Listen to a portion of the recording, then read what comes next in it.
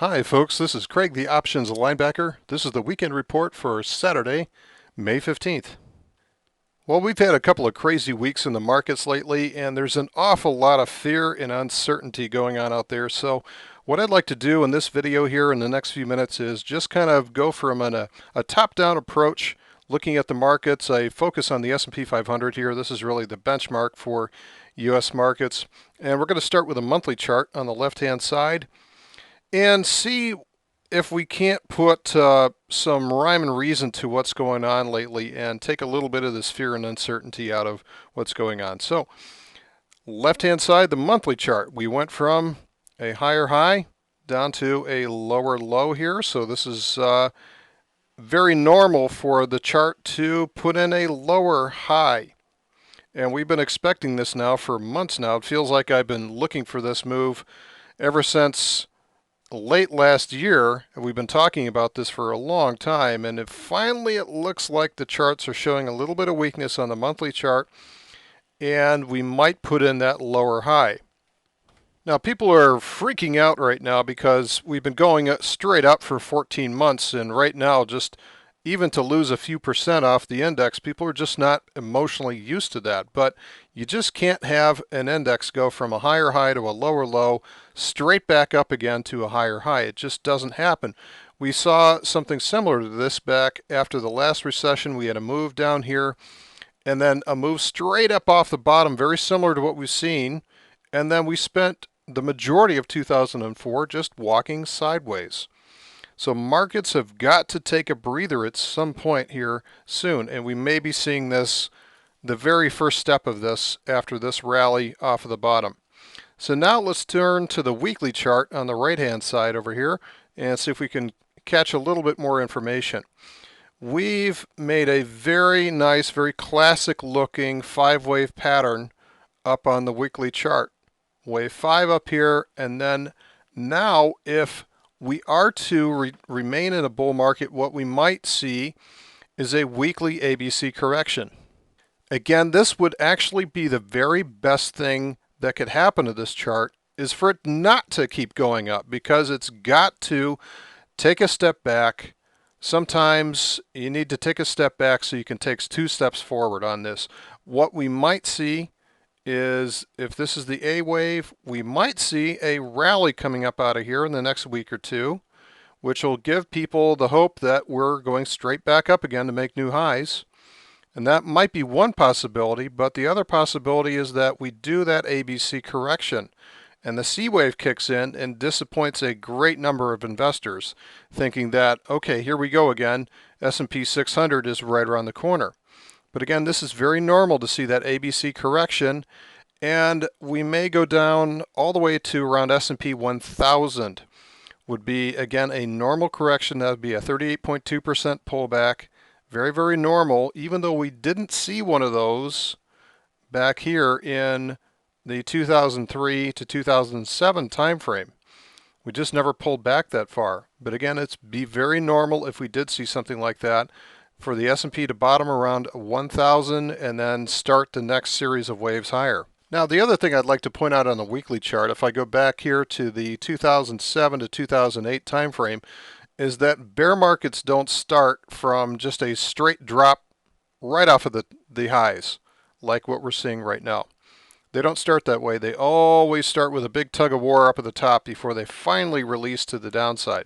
So even if we were starting to roll over into a bear market, we'd have to go back up and retest these highs at the very least before we'd start to roll over again.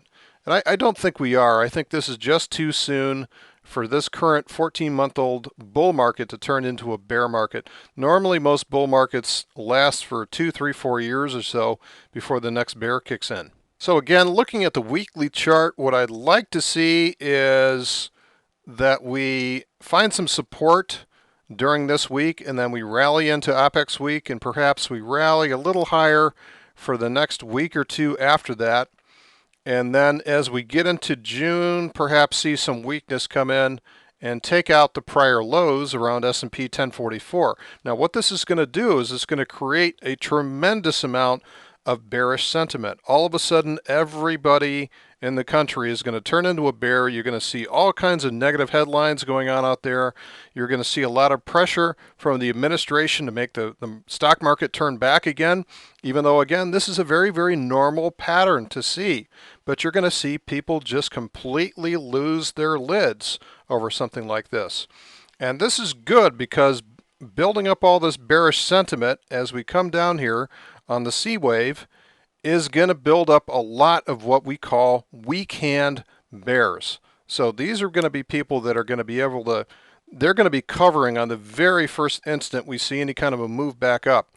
And it's this short covering which will drive that first wave higher. So all it takes, it's kind of like having a spark in a dry forest, and all of a sudden all of these short positions will get covered in a heartbeat, and we'll see a very dramatic rally. So perhaps this is something that we might see in the third quarter of this year. To be very honest, what I do not want to see is a rally straight back up here to new highs. I think what that does is just more of the same. The reason why we had this really sharp correction, almost a crash over the last couple of weeks, is the fact that we were just going up too high, too fast.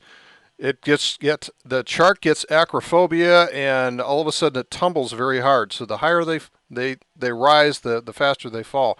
So I don't want to see new highs off of here, but it's certainly something that could happen. Now I'm going to go down to the daily chart of the S&P 500. So we have a miniature version of what we just talked about on the weekly chart already playing out. We have our initial wave lower here, the crash wave that we had a couple of weeks ago. And we had a very strong counter trend rally and actually went past the 61.8% retracement, which was right around here. Normally when that happens, you can expect to see a retest of the highs. But right now this market is just so emotional that it's swinging back and forth, kind of like the analogy that I use is, have you ever seen a dog grab a chew toy and fling it back and forth with its mouth? That's sort of what's happening in the market. There's just so much emotion out there that needs to be wrung out. So the daily chart's got a classic ABC correction pattern in place. So we would expect to see this C wave come down here and bounce at either 38 to 50% or as deep as a 61.8% retracement, which is what I think will happen. And the reason that I think we'll still get a continued move lower into the week, and a scary one at that, is that we still have this big open gap down here on the S&P futures chart, and we're going to have to clean up one of these gaps, whether it's to the upside or the downside. One of these is going to have to be cleaned up, and we're just too close not to come down here and clean up this gap before we rally higher. Now, the market does love to disappoint the greatest number of traders out there, so perhaps this one is just too obvious, but the fact that we're down in this area, I think the market's going to take 1 or 2 more days, close this gap, and then I think we'll probably rally into the end of OPEX week to create the impression that we're going to rally higher, and this would be that B wave that we talked about on the weekly chart. Now, as far as our iron condor positions, we're out of all of our positions for the month of May, and we have a couple of June positions, one way up here on this side of the S&P and one down here. So we should be able to, even if we have a move back down to retest the lows, we'll still be able to handle that in this downside bull put spread position. So a nice wide condor here for the month of June. And we also have a couple of swing trades that we either closed out this week or currently are in. This is the swing trade based on the 8 and the 21 cross to the upside on the SDS, which is the inverse S&P 500 leveraged. So we entered here and we're currently up on the trade, and we're looking to take off a significant portion of the position should we get a gap fill. So that's it for this week's video. We'll see you on the other side after options expiration. Take care, folks.